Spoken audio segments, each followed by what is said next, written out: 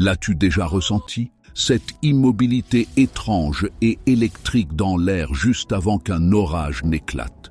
Un silence si profond qu'on dirait que le monde retient son souffle. Nos ancêtres connaissaient ce silence. Ils ne le ressentaient pas seulement avant un orage, mais avant la fin de toute chose. Ils voyaient les présages, entendaient les murmures des prophéties, et ils ont fait quelque chose de remarquable. Ils ont tout écrit. Ils nous ont laissé des cartes. Pas des cartes de terres ou de mers, mais du temps lui-même, des plans pour le jour final. Et ce qui est terrifiant, ce qui est vraiment troublant, c'est que peu importe la culture, le continent ou le siècle, les plans sont tous étrangement les mêmes, comme si l'humanité faisait le même cauchemar depuis l'aube de la conscience. Nous sommes ici pour déchiffrer ce cauchemar, pour dérouler les 4 grands plans célestes de la fin du monde. Plan numéro 1, la bataille finale. Imagine que tu te trouves sur une plaine qui s'étend sur 100 miles dans toutes les directions. Le ciel au-dessus de toi n'est pas bleu, mais du violet contusionné d'une blessure fraîche. C'est le Ragnarök, c'est le crépuscule des dieux. Tu n'es pas un spectateur ici. Les dieux ont appelé chaque âme sous leur bannière. L'air épais de l'odeur de l'ozone et du sang frémit d'un froid qui n'a rien à voir avec l'hiver. C'est le Fimbulvetr, le blizzard de 3 ans qui fut le premier coup de trompette de la fin. Cet apocalypse n'est pas un accident, c'est un rendez-vous, un affrontement final, cataclysmique, entre les forces de l'ordre et le chaos hurlant qu'elles ont maintenu enchaîné pendant des millénaires. Tu peux les voir maintenant, à l'horizon. Le grand loup Fenrir, sa mâchoire inférieure raclant la terre, sa mâchoire supérieure déchirant les nuages.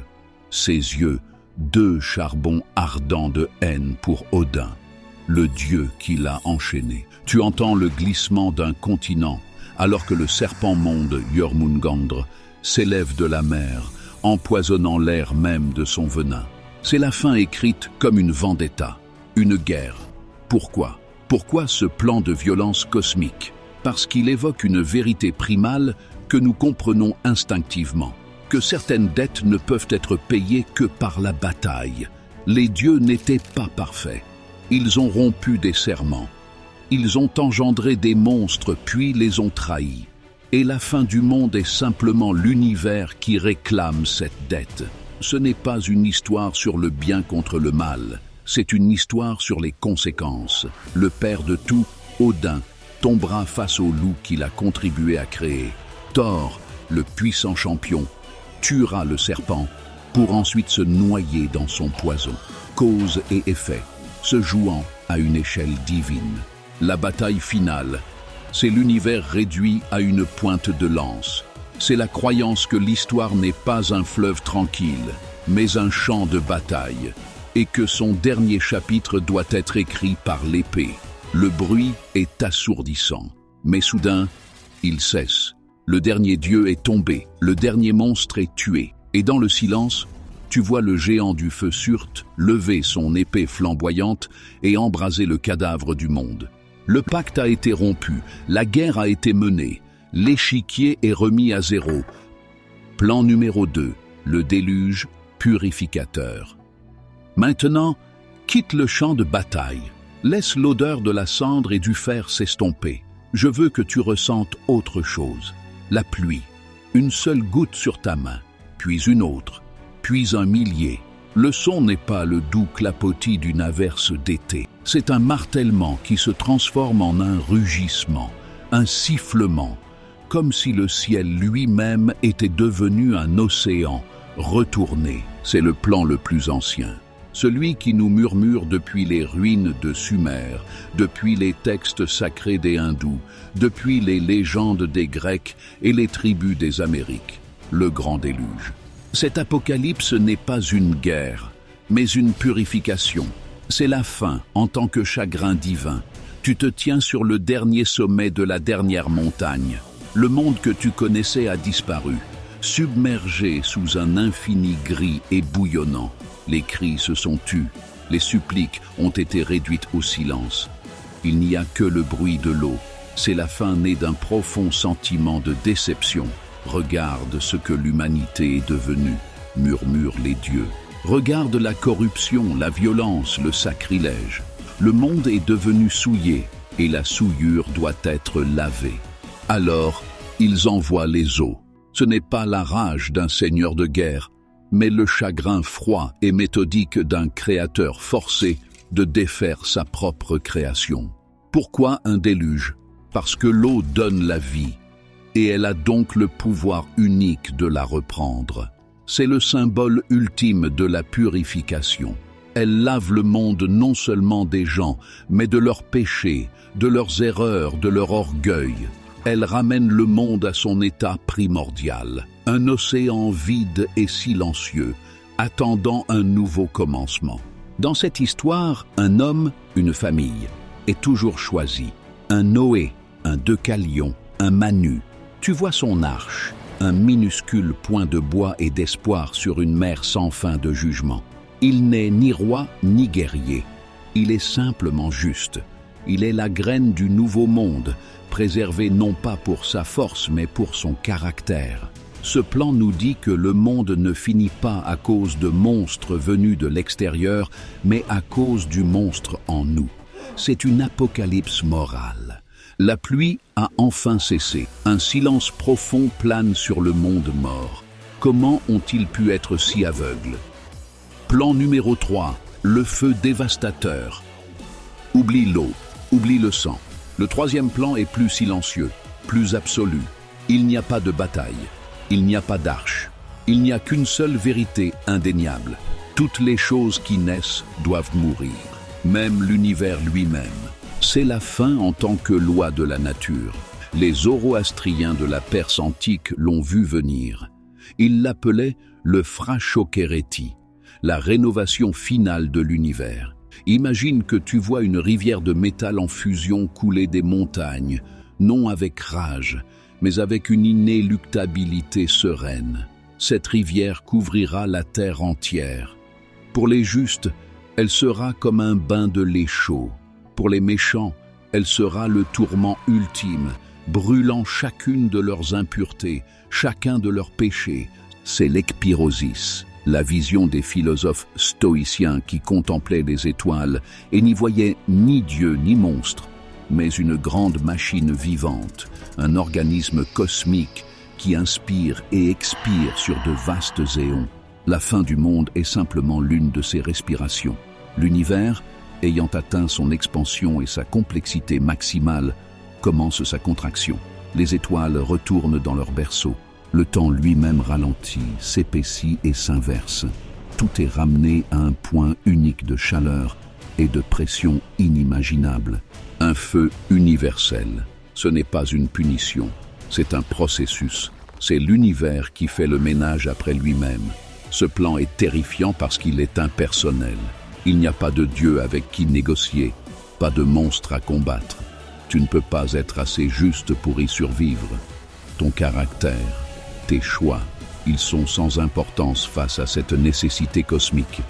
C'est la fin en tant que principe physique, aussi certain que la gravité. Le feu n'est pas mauvais. Il est, tout simplement. Il brûle l'ancien pour faire place au nouveau, car dans cette vision, la fin n'est jamais vraiment la fin. Après le feu, après la grande inspiration, un nouvel univers naîtra des cendres, un écho parfait de celui qui l'a précédé. La dernière étoile dans le ciel s'éteint, et dans l'obscurité parfaite et silencieuse, l'univers se prépare à recommencer. Plan numéro 4, le jugement divin. Nous avons vu la fin comme une guerre, une purification et un cycle cosmique. Mais le quatrième et dernier plan est peut-être le plus intime et le plus terrifiant, parce qu'il ne s'agit pas de la fin du monde. Il s'agit de ta fin. Imagine que tu n'es plus sur Terre. Tu te tiens dans une grande salle sans mur, sous une lumière qui ne vient d'aucune étoile. Devant toi se trouve une balance, vaste et parfaitement équilibrée. C'est le plan du jugement divin. De la salle de Maat en Égypte au jugement dernier chrétien, l'histoire est la même. Le monde ne fait pas que finir, il est audité, chaque âme est rappelée, chaque vie est pesée. C'est l'Apocalypse en tant que drame judiciaire. Les trompettes sonnent, les tombes s'ouvrent, et toute l'histoire est convoquée pour rendre des comptes. D'un côté de la balance, une seule plume, le symbole de la vérité de l'ordre cosmique. De l'autre côté, ton cœur, le registre de ta vie. Chaque mot gentil, chaque cruauté secrète, chaque choix que tu as fait quand tu pensais que personne ne regardait. Ce plan déplace entièrement l'attention. Le drame ne se trouve pas dans les montagnes qui s'effondrent ou les mers en ébullition. Le drame est interne. C'est le poids insupportable de ta propre conscience, mise à nu devant l'éternité. Tu n'es pas la victime d'un déluge cosmique ou une perte dans une guerre divine. Tu es l'accusé. La question centrale de cet apocalypse n'est pas « le monde peut-il être sauvé ?», mais « étais-tu digne de la vie qui t'a été donnée ?» Pourquoi cette vision est-elle si puissante, si durable? Parce qu'elle promet quelque chose que la vie nous refuse si souvent, la justice ultime. Elle murmure qu'à la fin, rien n'est oublié. Aucune bonne action ne reste sans récompense et aucune mauvaise action ne reste impunie. L'univers, dans son acte final, n'est pas chaotique, mais méticuleusement, terriblement juste. Le monde ne finit pas dans un grand bruit ou un murmure. Il finit avec le son d'un marteau de juge. La balance penche et ton éternité est décidée. Donc, 4 plans. Une bataille, un déluge, un feu et un procès. Ils semblent si différents, pourtant ils racontent tous la même histoire. Ils ne parlent pas de destruction, ils parlent de renouveau. Ce ne sont pas des prophéties d'une fin, mais des paraboles sur les conséquences. Chacun est un miroir, reflétant nos peurs les plus profondes et nos espoirs les plus grands. Nous craignons le chaos, alors nous imaginons une bataille finale pour restaurer l'ordre.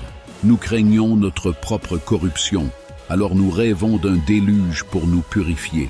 Nous craignons l'absurdité, alors nous imaginons un jugement final pour donner à nos vies une signification ultime. Ces histoires anciennes ne sont pas des cartes du futur, ce sont des diagnostics de l'âme humaine. Elles révèlent un besoin fondamental de croire que notre existence n'est pas un accident cosmique, mais un grand drame moral qui doit, à la fin, avoir une conclusion appropriée.